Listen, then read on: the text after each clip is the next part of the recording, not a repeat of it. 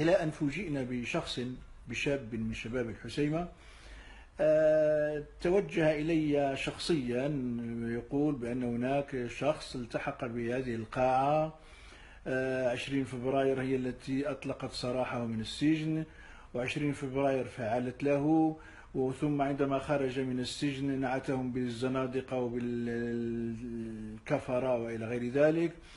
ثم بعد ذلك يقول بأنني كتبت تدوينات على صفحات الفيسبوك، يعني اتهمت مسيرة الرباط بأنها مسيرة كوميدية، وأنها يعني آخر مسمار تضرب في نعش إلى غير ذلك. وطبعا تهجم علي بشكل وقح الحقيقة، إنما بكل أدب انتظرت أن أخذ حقي في الرد، وطلبت هذا الحق في الرد. لكن عندما طلبت هذا الحق قوبل بالرفض من قبل رئيس المنصة، ربما تخوفا من عاقبة ما سأقول لست أدري. لكن وأنا أطالب بإلحاح الحق الرد، قام بعض الشباب ورفعوا في وجهي ارحل ارحل ارحل، وكأنني في الجمهورية الريفية الوهمية ولست في المملكة المغربية الشريفة. إذن هذه نقطة واضحة. لكن بعد ذلك حاول الكثير أن يقنعني بأن الحق في الرد يعني من الأحسن أن أتنازل عنه وأن أترفع، ولكن بالإصرار وجدت نفسي بعد ذلك عندما تغير رئيس المنصة أخذت كلمتي وارتقيت على المنصة وخاطبت الناس وقلت لهم بأن الفزاز الذي سيخاطبكم الآن ليس هو فزاز الفيسبوك.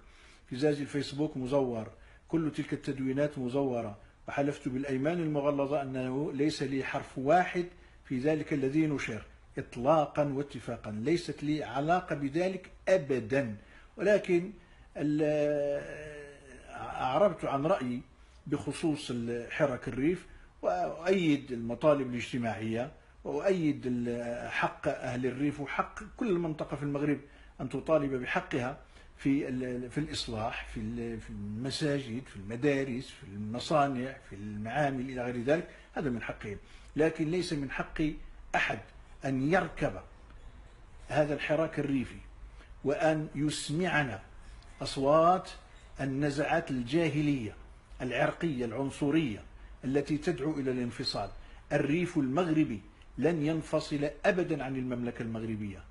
أهل الريف الشرفاء هم الذين سيقفون في وجه كل صوت يريد أن يمزق هذا الوطن. أهل الريف قبل غيرهم، أهل الريف قاطبة الأغلبية الساحقة مع وطنهم، مخلصون لبلادهم، مخلصون لملكهم. نعم، يشكون التهميش ويشكون الابتزاز ويشكون الظلم ويشكون عدة مثالب وعدة قضايا سلبية، ومن حقهم أن يشكوا. لكن ليس لأحد الحق في أن يركب هذه الموجة الاحتجاجية من أجل تغييب راية الوطن، من أجل استبدال براية الوطن راية أخرى يسمونها راية الجمهورية الريفية. لن يقبل أهل الريف قبل غيرهم أن يفصل الريف عن وطنه. ويعجبني ما قاله الكثير من شباب الريف أنفسهم هناك، بأن الريف كما نقول المغرب في صحرائه والصحراء في مغربها، قال الريف في مغربه والمغرب في ريفه. وعبر الشباب الريفي عن وطنيتهم واعتزازهم بالوحدة الترابية وما إلى ذلك. فهذا هو الذي جرى باختصار، وقد أدليت بتصريحات صحفية كثيرة. ويسرني جدا أن أشكر الشباب الريفي الذي جاءني واعتذر، قال نحن مغلطون. وإن تعجب فعجب أن هناك الكثير من التدوينات التي عمرها ربما نصف ساعة أو ساعة، في حين أنا كنت معهم في القاعة وكنا نناقش. فكيف إذا أنا دونت في الصفحات ما دونت؟ وقد وقفوا على تلك التدوينات وأيقنوا واستيقنوا أنها تدوينات مزورة. هناك من يأكل الثوم بفمي، ويمرر رسائل وطنية غير وطنية لا يهمني. ما يهمني أنها رسائل تمرر على حسابي وعلى الشباب الريفي وآخرون. لا يجوز لأحد منهم أن يأخذ تصريحا عني فيما يظهر له من صفحات الفيسبوك أو غيرها، فقط بالمباشر فقط. وأنا أقول لكم بين قوسين، الصفحات المزورة الأخرى ليس فيها هذا المباشر الذي أنا أخاطبكم منه الآن، ليس فيها، لأن ليست هناك تقنية ولا إمكانية من أن يسرقوا هذا البث المباشر.